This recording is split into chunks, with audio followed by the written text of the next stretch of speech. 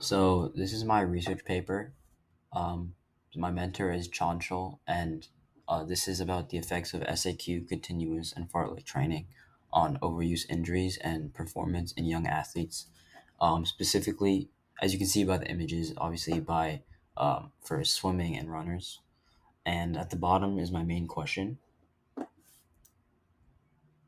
So Um, to explain what I wrote in my research paper and what it was aiming to solve, first we have to get into how athletic training has different styles of training for different athletes. So um, there are many forms of them. So um, the aim of this research paper was to solve the question between the three training styles commonly used in swimmers and runners, um, stated at the bottom, and these all these training styles are useful for short distance, long distance, or mid distance. So um, I'm trying to aim to solve why certain methods are better than others and which one is most effective for reducing injuries and boosting performance in athletes. So, yeah.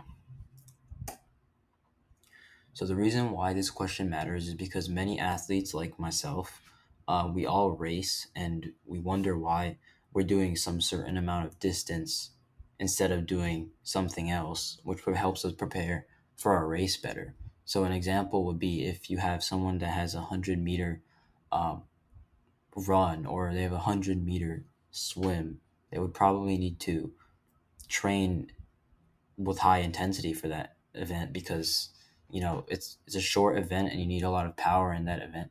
So you would probably need to train a lot very short. However, a lot of coaches, um, even that I know of, they give athletes the longest sets or the longest training just to not be effective, and additionally it causes injuries, so it's even worse. So we want to make sure that athletes get the correct amount of guidance and um, they get the right training for their events. So the real solution for athletes that I came up with is what they should do individually for their own races. So my research paper explains why, um, like for example, SAQ training is better than continuous training because there are more benefits associated with high intensity rather than high volume or distance because there are slow twitch and fast twitch muscle fibers.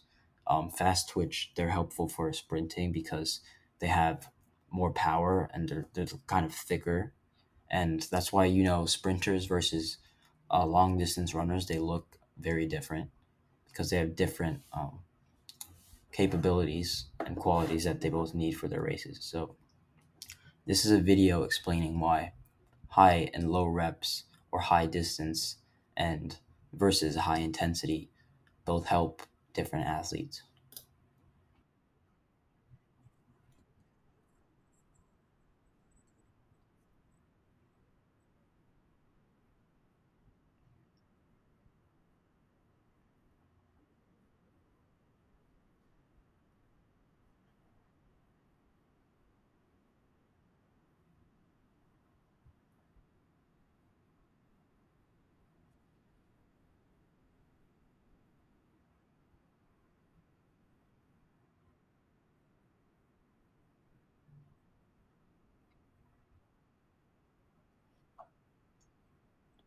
All right. So obviously this is not just about muscles or strength training, but I would like to relate this to athletics as well because the same idea is very common. Um, to relate with slow twitch and fast twitch muscle fibers, slow twitch is like the most effective for distance or doing high repetition and low intensity, or in this case in the video, weight. So fast twitch is for low reps, but it can exert as much force as it can. So fast twitch fibers are very important for sprinters or athletes like around 200 meters or 400 meters if they're running because they need to go fast for that one time that they have to go fast. And I think it's important that we understand that there are two types of training, and I mean two types of muscle fiber, and they're both important for different athletes. So my conclusion in my research paper um, is that you need speed, and you need to train for speed, and there are more benefits because it's been proven that distance is correlated to more injury, even though high intensity training can also cause injury. But the benefits include force output is higher, there's more stored energy. Um, this is why they call them lactate sets, because the lactic acid you build up when you do sprint training, it's so high intense, has so much intensity that your muscles start to feel like full because they're tired. And the reason why is because they're so effective, because they make you really tired, but it prepares your body for exerting yourself for high intensity in a short amount of time, which I believe is beneficial for majority of the athletes. So, in my conclusion, I think speed training is the new revolution, and I think it's more important for coaches to realize that it is effective.